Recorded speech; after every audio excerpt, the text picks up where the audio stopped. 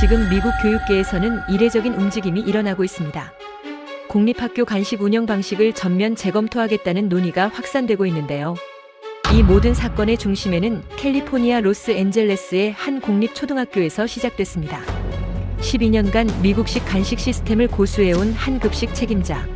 그는 성분표 인증, 규정에 기반한 미국 과자야말로 가장 안전하고 합리적인 선택이라고 확신했습니다. 외국 과자, 특히 한국 과자에 대해서는 막연한 거리감을 가지고 있었죠. 하지만 전학 온 한국계 학생이 가져온 작은 과자 봉지 하나가 그의 확신을 흔들기 시작했습니다.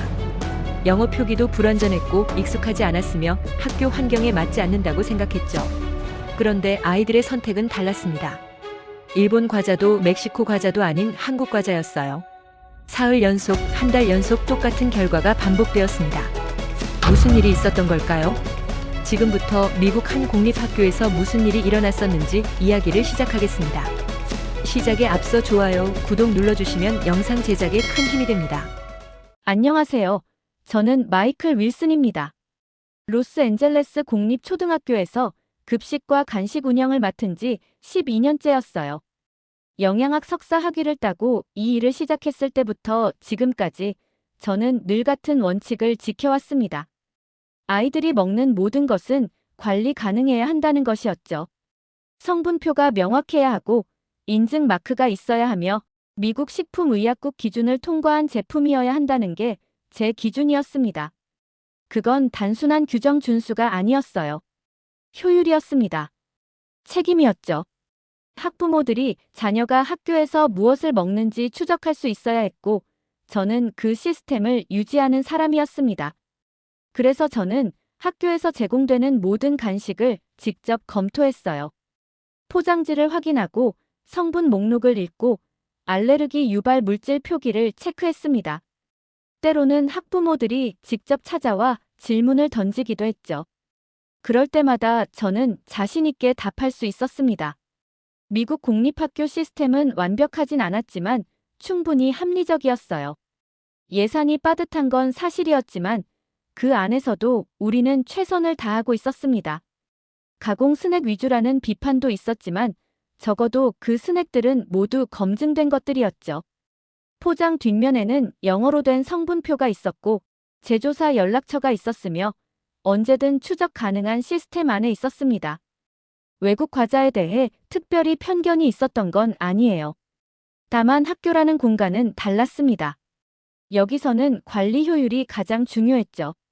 성분을 즉시 확인할 수 없는 간식, 출처 추적이 복잡한 제품, 영어 표기가 불완전한 포장지. 이런 것들은 아무리 좋은 의도로 가져온 것이라 해도 학교 환경에는 적합하지 않다고 생각했어요. 특히 한국이나 중국, 일본 같은 동아시아권 과자들은 더욱 조심스러웠습니다. 간장이나 해산물 추출물처럼 알레르기를 유발할 수 있는 성분이 예상치 못한 곳에 들어가 있는 경우가 많았거든요. 그렇게 생각하며 일해온 어느 날이었습니다. 새학기가 시작되고 한 달쯤 지났을 때였어요. 쉬는 시간에 복도를 지나가다가 3학년 교실 근처에서 아이들 몇 명이 모여 있는 걸 봤습니다. 별일 아닐 거라 생각하며 지나치려던 참이었는데 그중 한 아이가 뭔가를 나눠주고 있더군요. 가까이 다가가 보니 한 남자아이가 작은 봉지 과자를 친구들에게 건네고 있었어요. 아이의 이름은 다니엘 김이었습니다. 그 학기 초에 전학 온 학생이었죠. 한국계라는 건 알고 있었지만 직접 대화를 나눈 적은 없었어요. 조용하고 예의 바른 아이였습니다.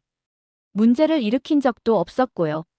하지만 그때 제 시선을 끈 건 아이가 아니라 과자 봉지였어요.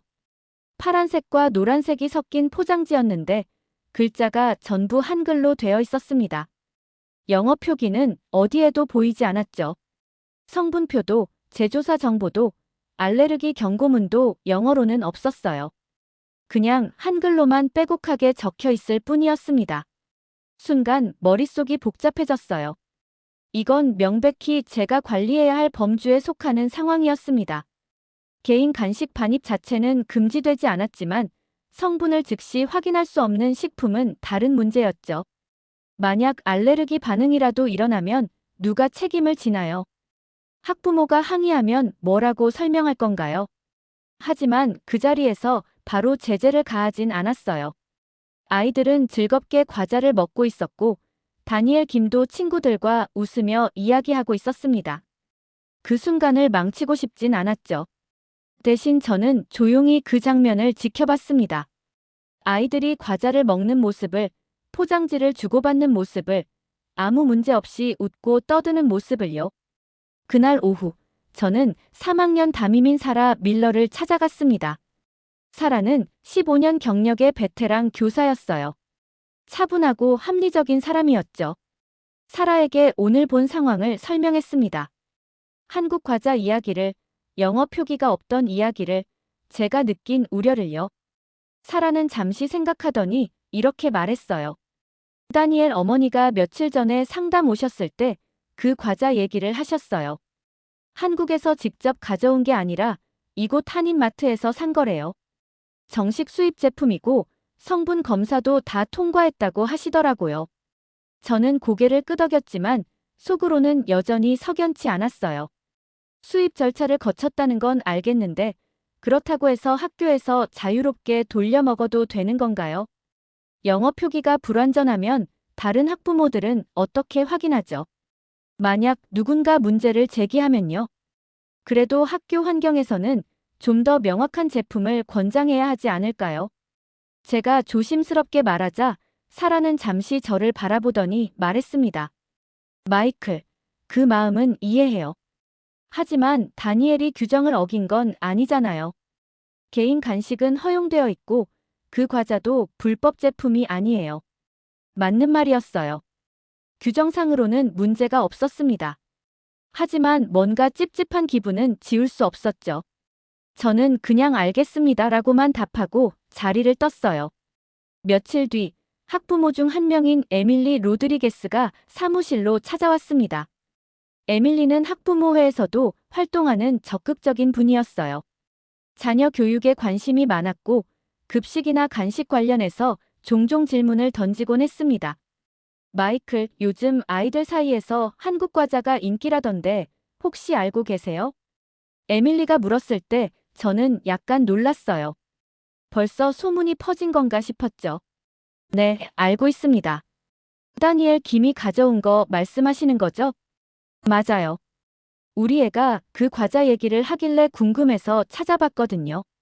그런데 생각보다 괜찮더라고요. 미국에서도 정식으로 팔리는 제품이고 성분도 다 공개되어 있고요. 저는 잠시 말을 잃었습니다. 에밀리는 평소에도 성분 표기나 첨가물에 민감한 학부모였어요. 그런 분이 한국 과자를 긍정적으로 말하다니 예상 밖이었죠. 그래도 학교에서는 익숙한 제품 위주로 관리하는 게 효율적이지 않을까요? 제가 조심스럽게 말하자 에밀리는 고개를 갸우뚱했습니다. 왜요? 똑같이 검증된 제품인데요.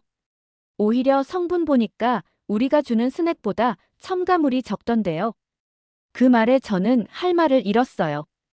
에밀리의 논리는 명확했습니다.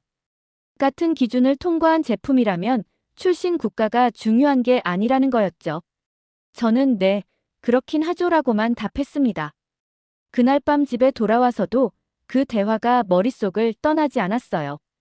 에밀리의 말이 틀린 건 아니었습니다. 논리적으로는 맞았죠. 하지만 뭔가 깨름칙한 기분은 여전했어요. 미국 학교에는 미국식 간식이 더 적합한 거 아닌가? 굳이 한국 과자를 먹어야 할 이유가 있나? 아이들은 지금까지도 잘 먹어왔잖아요. 다음 주 월요일 쉬는 시간에 다시 복도를 지나가다가 또 비슷한 장면을 봤습니다. 이번에는 다니엘 김뿐 아니라 다른 아이들도 각자 한국 과자를 들고 있었어요. 초코파이처럼 생긴 것도 있었고 새우깡 비슷한 것도 있었습니다. 아이들은 서로 과자를 바꿔 먹으며 즐거워하고 있었죠. 저는 그 모습을 보며 묘한 감정을 느꼈어요. 불편함이었을까요? 아니면 불안함이었을까요? 정확히 뭐라 정의할 수는 없었지만 분명한 건 제 안에서 뭔가 흔들리고 있다는 거였습니다. 지금까지 제가 믿어온 기준이, 제가 지켜온 원칙이 어쩌면 제 생각만큼 절대적이지 않을 수도 있다는 의심이었죠. 하지만 그 의심을 인정하고 싶진 않았어요. 12년 동안 이 방식으로 해왔고 문제가 생긴 적도 없었으니까요. 미국 공립학교 시스템은 충분히 잘 작동하고 있었습니다. 한국 과자가 나쁘다는 게 아니에요. 다만 여기는 미국이고 이곳 아이들에게는 이곳 방식이 가장 효율적이라고 생각했을 뿐이었습니다. 그날 오후 로버트 헤인즈 행정 담당자가 제 사무실로 들어왔어요. 로버트는 학교 운영 전반을 관리하는 사람이었습니다. 예산, 시설, 인사까지 폭넓게 관여하는 위치였죠. 마이클, 요즘 간식 관련해서 학부모들 반응 어때요? 특별한 건 없습니다. 다만 한국 과자 관련해서 몇 가지 질문이 들어오긴 했어요. 아, 그거요. 나도 들었어요. 근데 뭐 문제될 건 없죠? 정식 수입 제품이라던데. 네, 그렇긴 합니다만. 저는 말끝을 흐렸어요. 로버트는 제 표정을 보더니 웃으며 말했습니다. 마이클, 너무 걱정 마요. 우리가 지금까지 잘해왔잖아요. 아이들이 좋아하고 안전하면 그걸로 된 거예요. 로버트의 말은 합리적이었어요. 하지만 저는 여전히 마음 한구석이 편치 않았습니다. 왜 그랬을까요? 지금 생각해보면 그건 확신이 흔들리는 걸 인정하기 싫었던 거였을 거예요. 제가 옳다고 믿어온 것들이, 제가 쌓아온 기준이 어쩌면 생각보다 좁은 범위 안에서만 통용되는 게 아닐까 하는 두려움이었죠. 그날 밤 잠들기 전 저는 침대에 누워 천장을 바라봤습니다. 다니엘 김의 얼굴이 떠올랐어요. 친구들과 과자를 나눠 먹으며 웃던 그 아이의 모습이요. 그리고 에밀리 로드리게스의 말이, 사라 밀러의 말이, 로버트 헤인즈의 말이 머릿속에서 맴돌았습니다. 모두 같은 이야기를 하고 있었어요. 문제 없다고, 괜찮다고, 걱정할 필요 없다고요. 그런데 왜 저만 이렇게 불편한 걸까요? 왜 저만 계속 뭔가 어긋나고 있다는 느낌을 지울 수 없는 걸까요? 어쩌면 제가 틀렸을 수도 있다는 생각이 스쳤습니다. 하지만 그 생각을 끝까지 밀고 나가진 못했어요. 그건 인정하기엔 너무 큰 변화였으니까요. 12년 동안 쌓아온 믿음을 흔드는 일이었으니까요. 저는 눈을 감았습니다. 내일이 되면 이 기분도 사라질 거라 생각했어요. 그냥 일시적인 혼란일 뿐이라고, 곧 다시 평소대로 돌아갈 거라고 믿었습니다. 하지만 그건 제 바람일 뿐이었죠. 이미 뭔가는 시작되고 있었으니까요. 제 안에서 천천히 조용히요. 그 후로 일주일쯤 지났을 때였어요. 아침마다 학교에 도착해서 제일 먼저 하는 일은 급식실 점검이었습니다. 식자재 상태를 확인하고 당일 메뉴를 체크하고 간식 재고를 살펴보는 게 일상이었죠. 그런데 그날따라 묘하게 신경이 쓰였어요. 간식 선반에 쌓인 크래커 상자들을, 그래놀라, 밥 포장들을, 말린 과일 봉지들을 보는데 평소와 다른 느낌이 들었습니다. 뭐가 달라진 건 아니었어요. 똑같은 제품들이었고, 똑같은 배치였고, 똑같은 시스템이었습니다.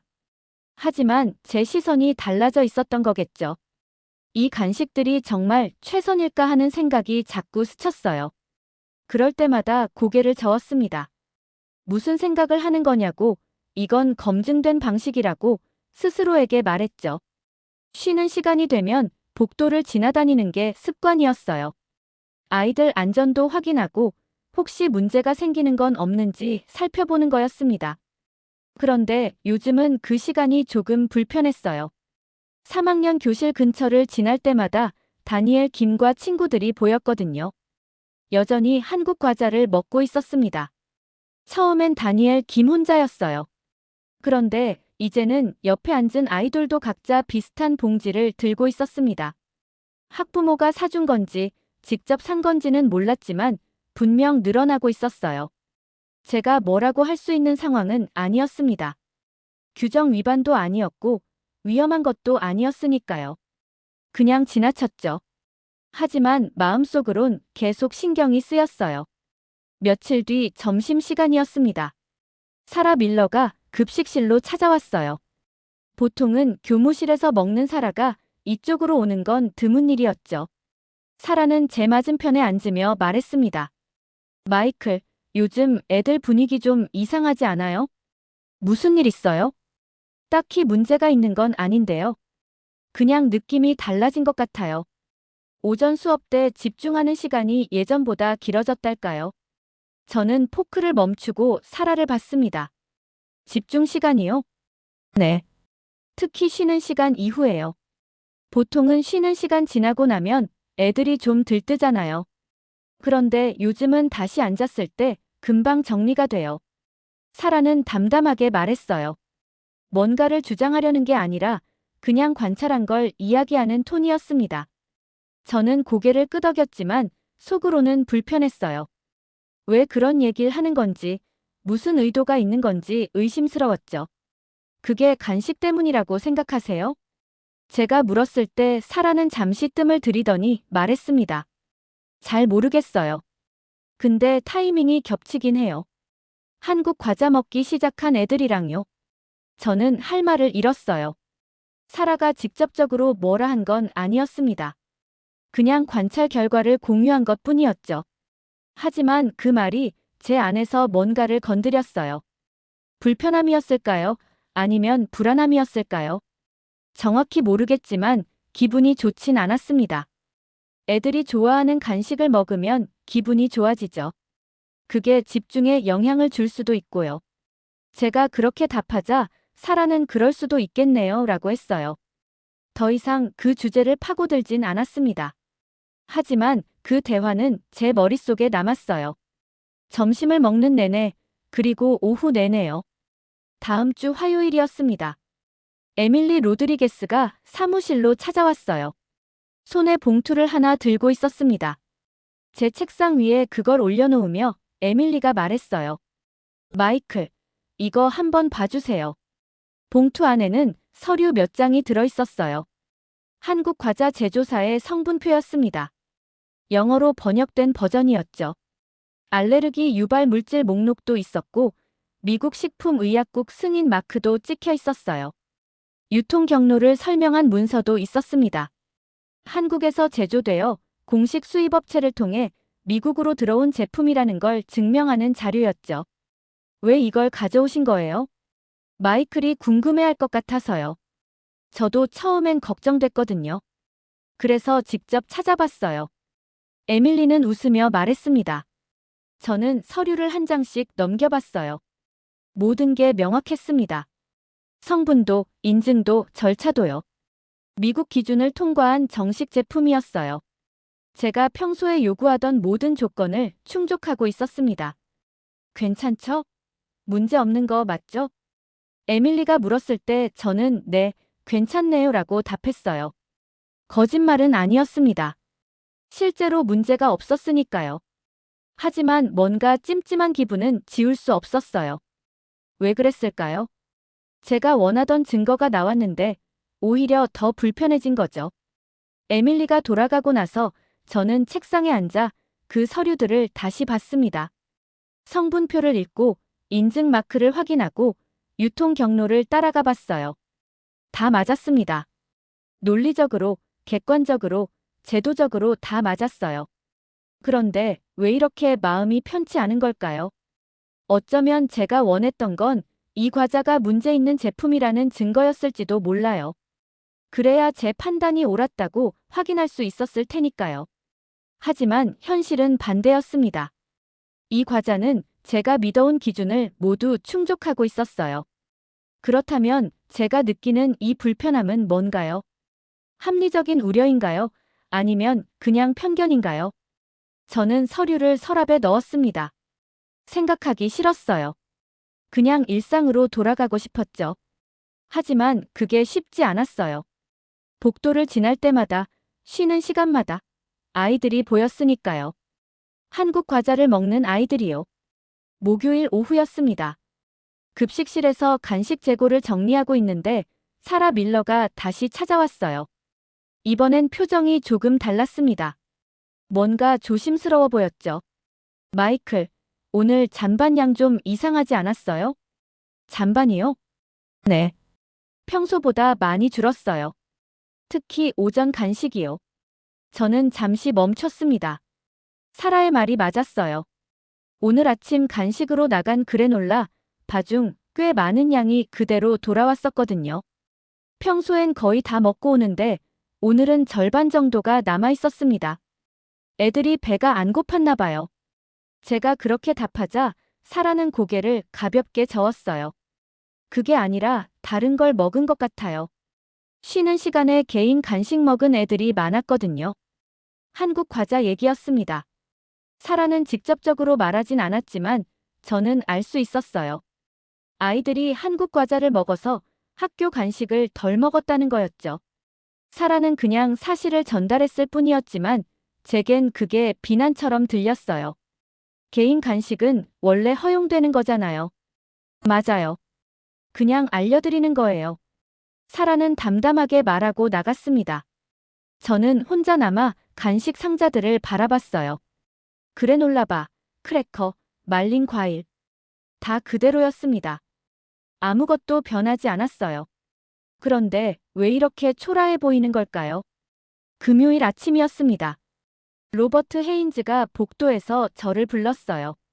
마이클, 요즘 간식 소비가 좀 줄었죠? 네, 조금요.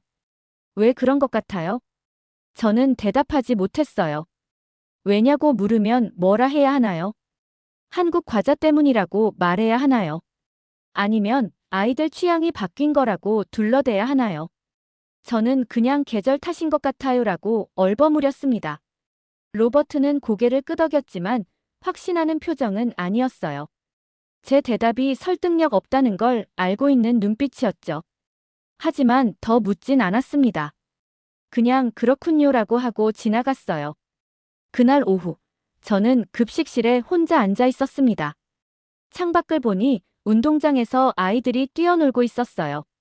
3학년 몇 명이 벤치에 앉아 뭔가를 먹고 있었습니다. 파란색 봉지였어요. 한국 과자였죠. 저는 그 모습을 가만히 지켜봤어요. 아이들은 웃고 있었습니다. 즐거워 보였어요. 행복해 보였죠. 그걸 보는 제 마음은 복잡했어요. 기쁘지도 슬프지도 않았습니다. 그냥 불편했어요. 뭔가 잘못되고 있다는 느낌이 들었지만 정확히 뭐가 잘못됐는지는 설명할 수 없었어요. 일주일이 더 지났습니다. 월요일 아침 출근해서 간식 재고를 확인했어요. 지난주에 주문한 그래놀라 바가 그대로 쌓여 있었습니다. 소비가 확실히 줄었어요. 화요일도 마찬가지였고 수요일도 마찬가지였습니다. 아이들이 학교 간식을 예전만큼 먹지 않고 있었어요. 그 와중에 다른 나라 과자들도 학교에 들어오기 시작했어요.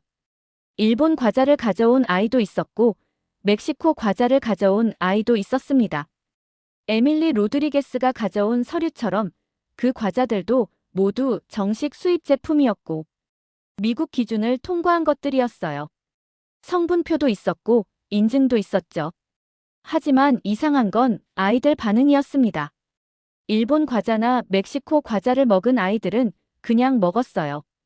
특별히 더 좋아하는 것 같지도 않았고 친구들과 나눠 먹는 일도 많지 않았습니다. 반면 한국 과자를 먹는 아이들은 달랐어요. 얼굴이 밝았고 친구들과 자주 나눠 먹었으며 쉬는 시간마다 그 과자 얘기를 했습니다. 왜 그랬을까요? 다 똑같이 검증된 외국 과자인데 왜 반응이 다른 걸까요? 저는 그 차이를 설명할 수 없었어요. 그냥 문화적 호기심의 차이라고 한국 과자가 우연히 입맛에 맞았던 거라고 생각하려 했습니다. 금요일 저녁이었습니다. 집에 돌아와 소파에 앉았어요. 텔레비전을 켰지만 내용은 하나도 들어오지 않았습니다. 머릿속엔 온통 학교 생각뿐이었죠. 한국 과자, 아이들, 간식 재고, 사라의 말, 에밀리의 서류, 로버트의 질문. 다 뒤섞여 있었어요. 저는 한숨을 쉬었습니다. 뭐가 문제인지 알 수 없었어요. 규정상으로는 아무 문제도 없었습니다. 한국 과자는 정식 제품이었고 안전 기준을 통과했고 학부모들도 긍정적이었어요. 그런데 왜 저는 이렇게 불편한 걸까요? 어쩌면 제가 두려워하는 건 변화 자체였을지도 몰라요. 12년 동안 유지해온 방식이 흔들리는 게 싫었던 거죠. 제가 믿어온 기준이 제가 지켜온 원칙이 더 이상 절대적이지 않을 수도 있다는 사실이 무서웠던 거예요. 하지만 인정하고 싶진 않았어요. 아직은요. 아직 판단하기엔 이르다고 생각했습니다. 일시적인 유행일 수도 있잖아요. 한두 달 지나면 다시 원래대로 돌아올 수도 있고요. 그렇게 믿고 싶었어요. 저는 눈을 감았습니다. 내일이 되면 조금 나아질 거라 생각했어요. 시간이 지나면 이 혼란도 가라앉을 거라고요. 하지만 그건 제 바람일 뿐이었죠. 현실은 계속 변하고 있었으니까요. 제가 원하든 원하지 않든요. 다음 주 수요일 아침이었습니다.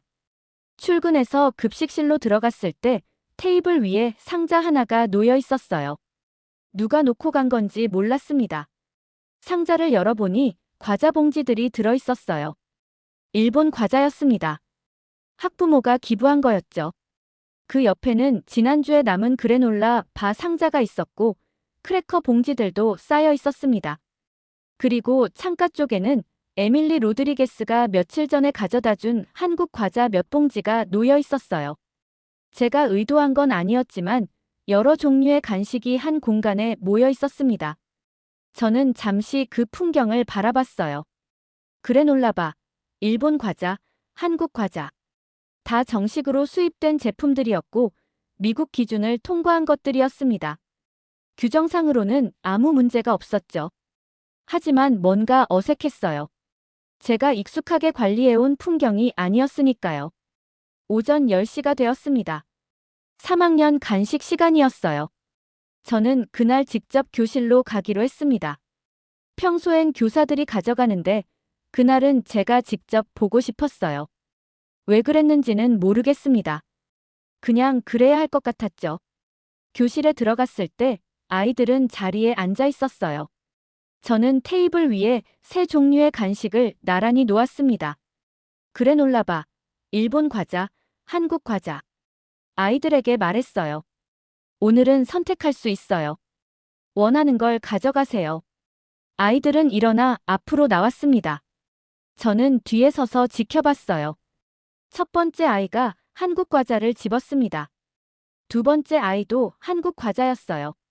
세 번째 아이는 잠시 망설이더니 그래놀라 바를 집었죠. 네 번째 아이는 일본 과자를 들었다가 내려놓고 한국 과자를 가져갔습니다. 저는 그 모습을 말없이 봤어요.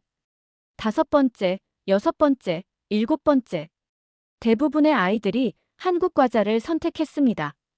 일본 과자를 가져간 아이는 둘뿐이었고 그래놀라 바를 선택한 아이는 셋이었어요. 나머지는 전부 한국 과자였죠. 아이들이 자리로 돌아갔습니다. 저는 테이블에 남은 간식들을 봤어요. 그래놀라 바가 많이 남아 있었고 일본 과자도 대부분 그대로였습니다. 한국 과자만 거의 다 나갔어요. 저는 아무 말도 하지 않았습니다. 그냥 남은 간식을 정리해서 급식실로 돌아왔어요. 복도를 걸으며 방금 본 장면이 머릿속에 맴돌았습니다.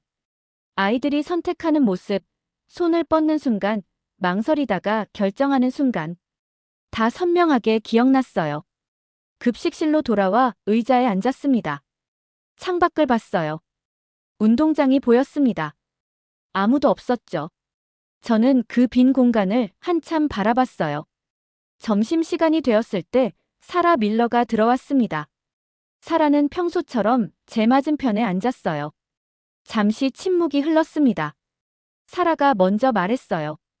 마이클, 오늘 아침에 교실 갔었죠? 네. 봤어요? 저는 대답하지 않았습니다. 사라는 더 묻지 않았어요. 우리는 그냥 조용히 식사를 했습니다. 포크 소리만 들렸죠. 식사를 마치고 사라가 일어설 때 한마디만 했어요. 애들이 선택한 거예요. 강요한 게 아니고요. 저는 고개를 끄덕였습니다. 사라는 나갔어요. 저는 혼자 남아 빈 접시를 바라봤습니다. 오후 2시쯤이었습니다. 복도를 지나가다가 4학년 교실 앞을 지나게 되었어요. 문이 열려 있어서 안이 보였습니다. 쉬는 시간이었어요. 몇몇 아이들이 책상에 앉아 간식을 먹고 있었습니다. 저는 발걸음을 멈추고 봤어요. 한 아이는 그래놀라 바를 먹고 있었고, 다른 아이는 한국 과자를 먹고 있었습니다. 그래놀라 바를 먹는 아이는 절반쯤 먹다가 책상 위에 놓았어요. 한국 과자를 먹는 아이는 끝까지 다 먹었습니다. 왜 그런지는 몰랐어요. 제가 설명할 수 있는 게 아니었습니다. 다만 그 장면을 봤을 뿐이었죠. 다음 날 목요일이었습니다. 아침에 출근했을 때 또 테이블 위에 과자 상자가 놓여 있었어요. 이번엔 멕시코 과자였습니다. 학부모가 또 기부한 거였죠. 저는 그걸 선반에 올려놓았어요. 한국 과자 옆에요. 오전 간식 시간에 또 3학년 교실로 갔습니다. 이번엔 4종류를 놓았어요. 그래놀라바, 일본 과자, 멕시코 과자, 한국 과자. 아이들에게 같은 말을 했습니다. 원하는 걸 가져가세요. 아이들이 나왔어요. 저는 어제처럼 뒤에 서서 지켜봤습니다. 첫 번째 아이가 한국 과자를 집었어요. 두 번째 아이도요. 세 번째 아이는 멕시코 과자를 들었다가 내려놓고 한국 과자를 가져갔습니다. 네 번째 아이는 일본 과자를 집었어요. 저는 계속 봤습니다. 다섯 번째, 여섯 번째, 일곱 번째. 어제와 비슷했어요. 대부분의 아이들이 한국 과자를 선택했습니다. 멕시코 과자를 가져간 아이는 한 명뿐이었고, 일본 과자는 둘, 그래놀라 바는 셋이었어요. 아이들이 돌아간 뒤 저는 남은 간식을 봤습니다. 한국 과자만 거의 다 나갔어요. 나머지는 대부분 남아있었죠. 어제와 똑같았습니다. 저는 급식실로 돌아왔어요. 의자에 앉아 창밖을 봤습니다. 하늘이 흐렸어요. 구름이 많았죠. 저는 그 하늘을 한참 바라봤습니다. 금요일 아침이었습니다. 출근해서 간식 선반을 확인했어요. 그래놀라 바가 많이 남아있었고, 일본 과자도, 멕시코 과자도 그대로였습니다. 한국 과자만 거의 없었어요.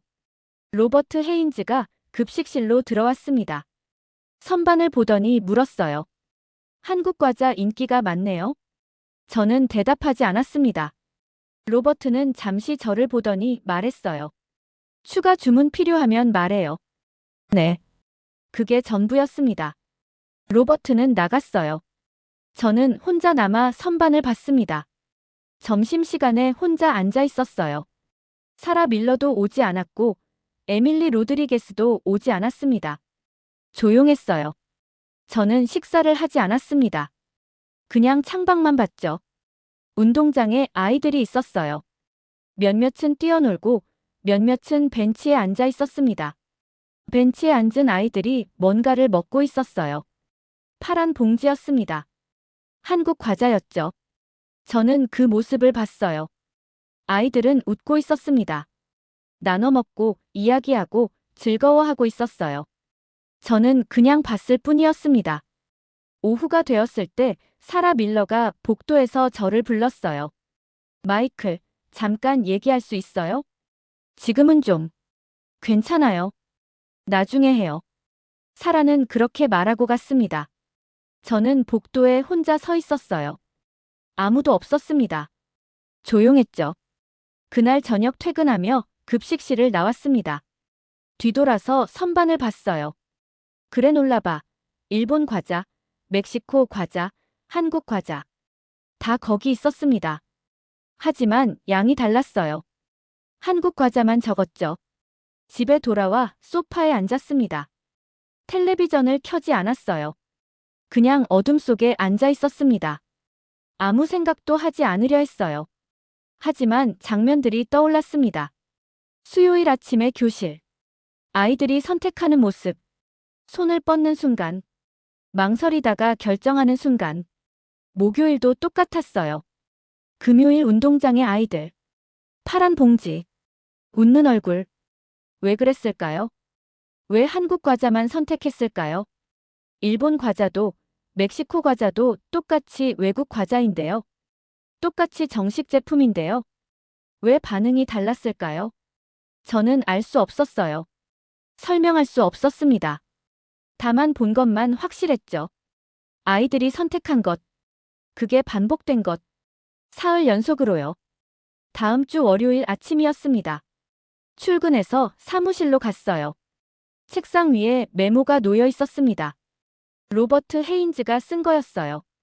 간식 재고 보고서 제출하라는 내용이었죠. 저는 메모를 봤습니다. 보고서를 써야 했어요. 지난주 소비량을, 재고 현황을, 향후 계획을요. 평소엔 바로 썼습니다. 하지만 그날은 쓸 수 없었어요. 책상 앞에 앉아 있었습니다. 컴퓨터를 켰어요. 빈 문서가 떴습니다. 커서가 깜빡였죠. 저는 그걸 보고 있었어요. 한 글자도 쓰지 못했습니다. 점심시간이 되었습니다. 여전히 한 글자도 쓰지 못한 상태였어요. 사라 밀러가 들어왔습니다. 마이클, 식사 안 해요? 저는 대답하지 않았습니다. 사라는 제 책상을 봤어요. 빈 문서를 봤죠. 보고서예요? 네. 왜 안 써요? 저는 대답하지 못했습니다. 사라는 잠시 저를 보더니 조용히 나갔어요. 문이 닫혔습니다.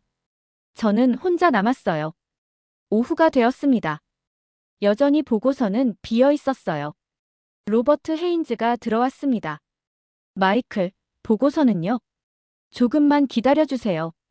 언제까지요? 내일까지요. 로버트는 고개를 끄덕이고 나갔습니다. 저는 다시 혼자 남았어요. 그날 밤 늦게까지 사무실에 있었습니다. 보고서를 써야 했어요. 하지만 쓸 수 없었습니다. 뭐라고 써야 할지 몰랐거든요. 그래놀라, 바 소비가 줄었다고 쓸까요? 한국 과자 소비가 늘었다고 쓸까요? 왜 그런지 설명할 수 있나요? 저는 설명할 수 없었어요. 이유를 몰랐으니까요. 다만 본 것만 확실했습니다. 아이들이 선택한 것, 반복된 것, 변하지 않은 것. 컴퓨터를 껐습니다. 사무실을 나왔어요. 복도는 어두웠습니다. 불이 다 꺼져 있었죠. 저는 그 어둠 속을 걸었어요. 발소리만 울렸습니다. 현관을 나서며 뒤를 돌아봤습니다. 학교 건물이 보였어요. 어두웠습니다. 창문마다 불이 꺼져 있었죠. 저는 그 건물을 봤어요. 한참요. 차에 올라탔습니다. 시동을 걸었어요. 하지만 출발하지 않았습니다. 그냥 앉아 있었어요. 핸들을 잡고 앞을 보고 아무것도 하지 않았습니다. 얼마나 지났을까요? 10분쯤 지났을 때 시동을 껐어요. 차에서 내렸습니다. 학교로 다시 들어갔어요. 급식실로 갔습니다. 선반을 봤어요. 간식들이 놓여 있었습니다. 그래놀라바, 일본 과자, 멕시코 과자, 한국 과자. 저는 그걸 한참 봤습니다. 손을 뻗지 않았어요. 만지지도 않았습니다. 그냥 봤을 뿐이었죠. 그리고 돌아섰습니다. 급식실을 나왔어요. 학교를 나왔습니다. 차에 다시 올라탔어요.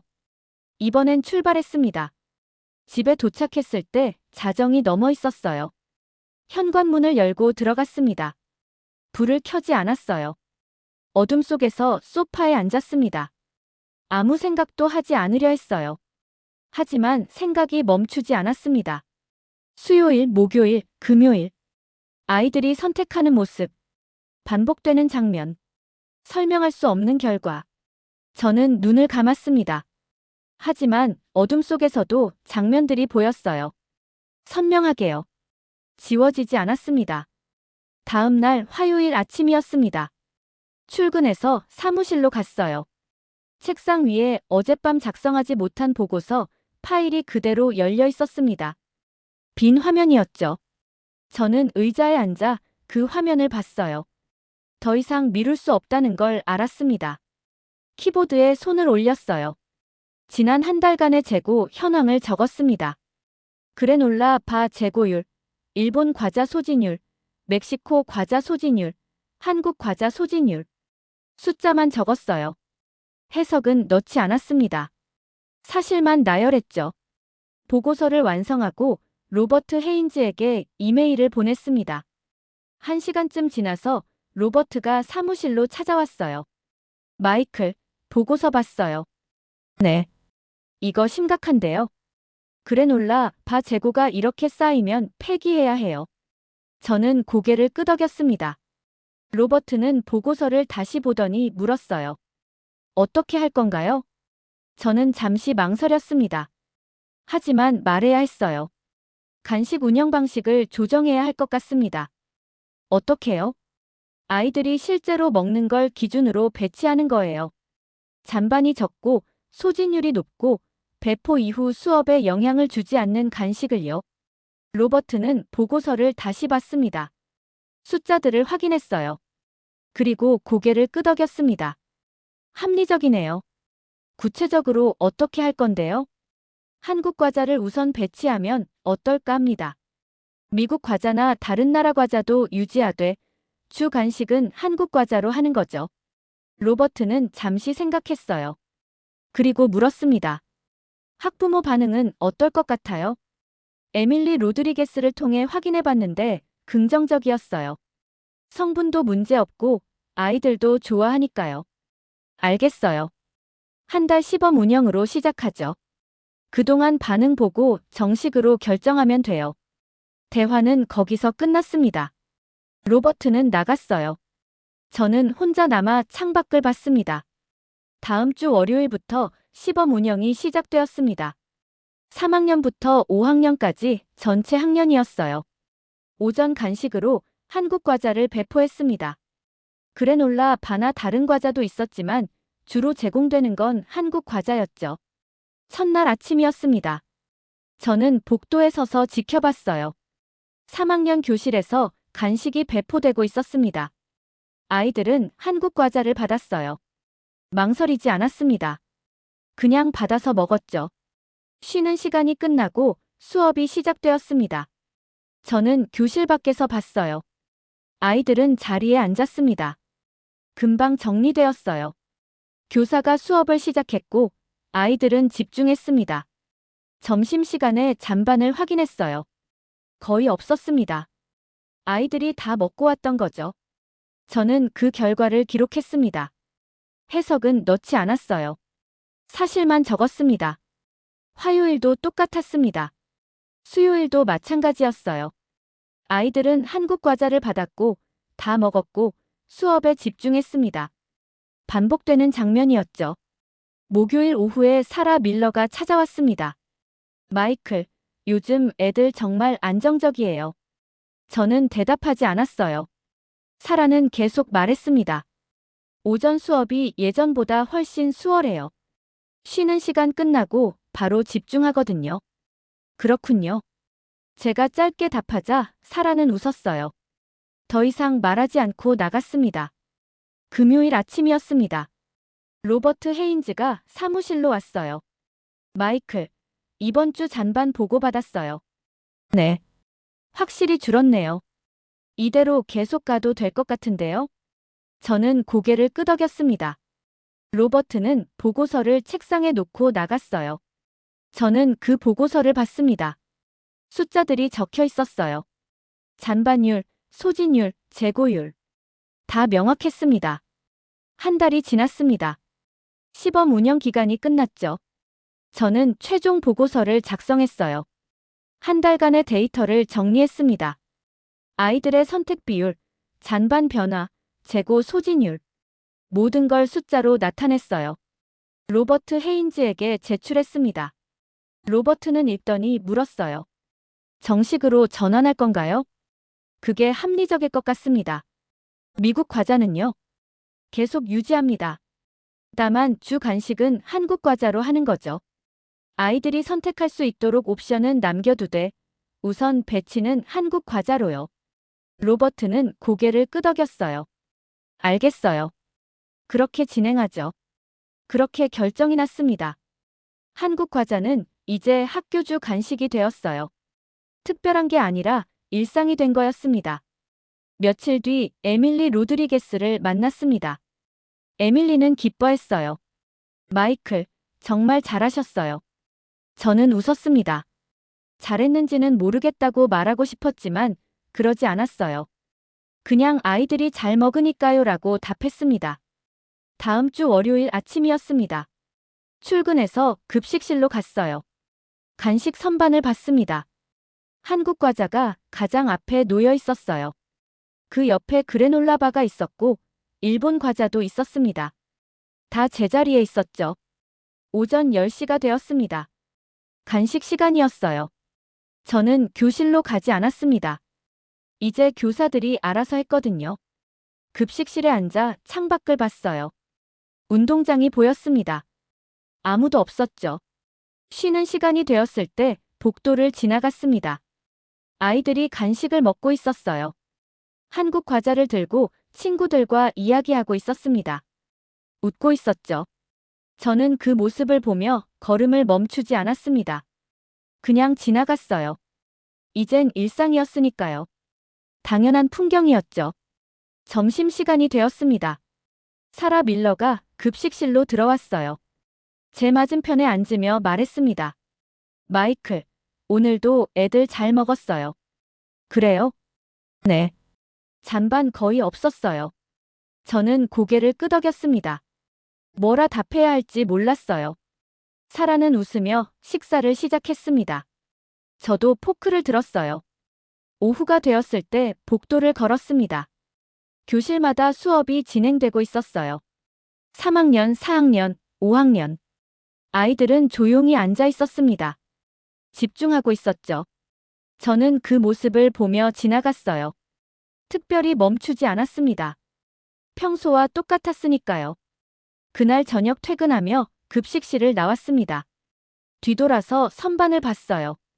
한국 과자가 가장 앞에 있었고 그래놀라 바가 그 옆에 있었습니다. 모든 게 제자리에 있었어요.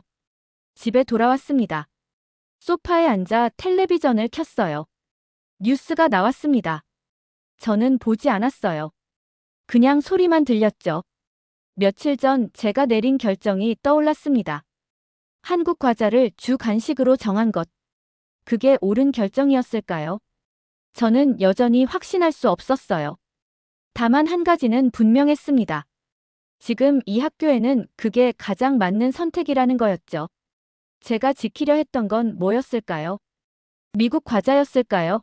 아니면 기존 관행이었을까요?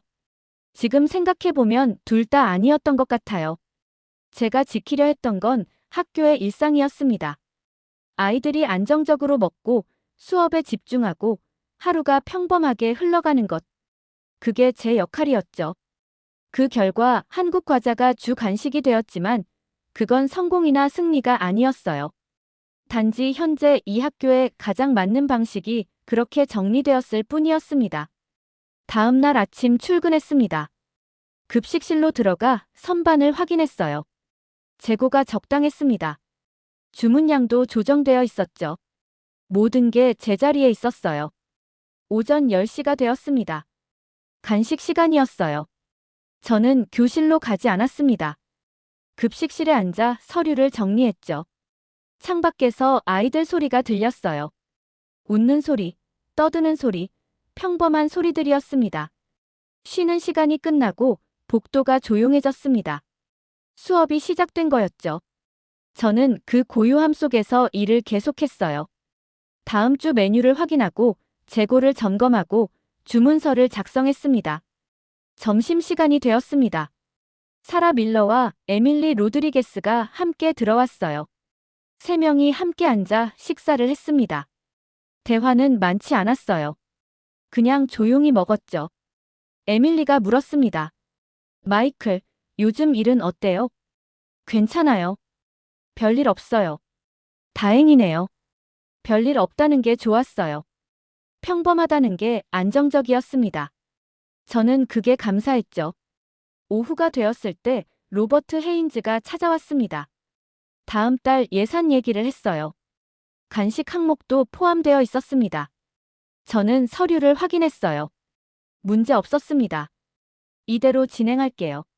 제가 말하자 로버트는 고개를 끄덕였어요. 그리고 나갔습니다. 저는 혼자 남아 서류를 정리했어요. 그날 저녁 퇴근하며 복도를 지났습니다. 교실들이 텅 비어 있었어요. 아이들은 모두 집에 간 뒤였죠. 조용했습니다. 발소리만 울렸어요. 현관을 나서며 뒤를 돌아봤습니다. 학교 건물이 보였어요. 불이 꺼진 창문들, 비어있는 운동장, 고요한 공기. 내일이 되면 다시 아이들이 올 거였습니다. 웃고, 뛰고, 배우겠죠. 저는 차에 올라탔습니다. 시동을 걸고 주차장을 빠져나왔어요. 학교가 점점 멀어졌습니다. 백미러에 비친 건물을 봤어요. 작아지고 있었죠. 집으로 가는 길은 익숙했습니다. 신호등을 지나고 모퉁이를 돌고 주택가로 들어갔어요. 모든 게 평소와 같았습니다. 집에 도착해 현관문을 열었습니다. 불을 켰어요. 거실이 환해졌죠. 저는 소파에 앉았습니다. 조용했어요. 오늘 하루를 돌이켜봤습니다. 간식 배포, 재고 확인, 로버트와의 대화, 사라와의 식사. 평범한 일상이었어요. 특별할 게 없었죠. 그게 좋았습니다. 평범하다는 게, 안정적이라는 게요. 저는 그 안에서 제 역할을 했어요. 크지도 작지도 않게요. 창밖을 봤습니다. 어두워지고 있었어요. 하루가 끝나가고 있었죠. 내일이 되면 다시 시작될 거였습니다. 출근하고 일하고 퇴근하는 일상이요. 저는 눈을 감았습니다. 피곤했어요. 하지만 나쁘지 않았습니다. 그냥 하루가 끝난 거였죠. 평범하게요.